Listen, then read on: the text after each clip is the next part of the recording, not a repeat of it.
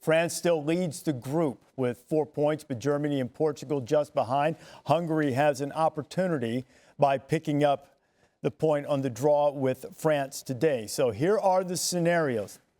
Going to be a quiz at the end of this. Yeah, I'm not paying attention. Okay, Group F, Portugal advances with a win, or if they draw and Hungary gets a win, France advances with a win or a draw. Portugal and France play Wednesday at 2:30 on Eastern Time. Germany advances with a win or a draw and a France win or draw.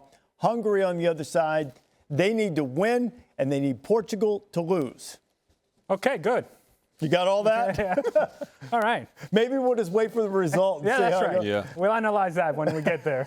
As you look at what you saw today from that group, is it a lock in your mind that we're going to have 3 out of that group, the supposed best group to advance to 16? I think so. And when you see Germany play today and the way that they took full advantage of Nelson Semedo on that right-hand side, understanding where their spaces were going to be and say, okay, you know what, Robin Gosens is the guy that is going to be the outlet for us. That recognition and the amount of movement that you had in the final third from Germany, it tells you this team can do some things in the attacking half. So I'm not concerned so much about Germany.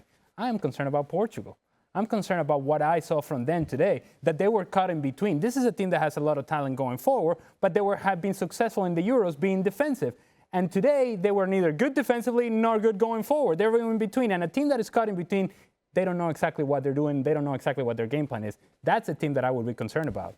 When 2 superpowers meet, anything can happen. Absolutely. It's not what I like to see when you've got big nations in one group. You've got Portugal, you've got Germany and France. There's a good chance that one will go home early.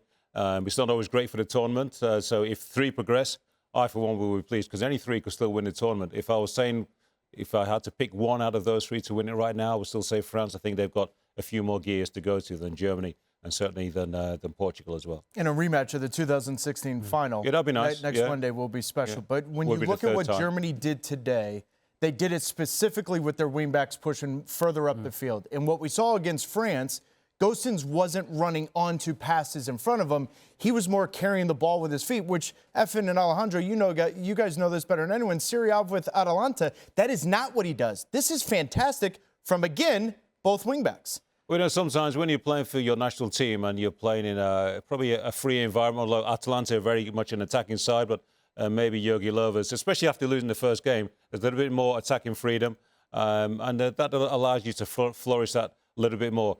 France probably defended better than Portugal did today, and of course going further forward in the tournament when it comes a little bit more defensive-minded as well, with a lot more pressure more pressure at stake, then things are going to be a little bit tighter. This looked almost targeted. As you've done your homework, and you see that Nelson Semedo likes to talk on the inside, and trying to help out the center-back position. And when you see all that time and space, you say to Robin Gosens, go on, son, attack that back post because you're going to be wide open. There'll always be one player that the opposing coaches will target. As much as you want to focus on your attacking qualities you have in your nation, there'll always be 1 or 2 areas of the opposition where you can try and isolate. And if you can do that, then of course, you know, it ends up being a coaching masterclass. It was Semedo's head. Yeah. It was literally off of the right shoulder of Semedo because Pepe, he was worried about Pepe. He was worried about that balance, covering in behind.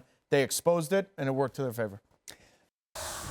Thanks so much for watching ESPN on YouTube. And for more sports highlights and analysis, be sure to download the ESPN app. And for premium content and live streaming, subscribe to ESPN+.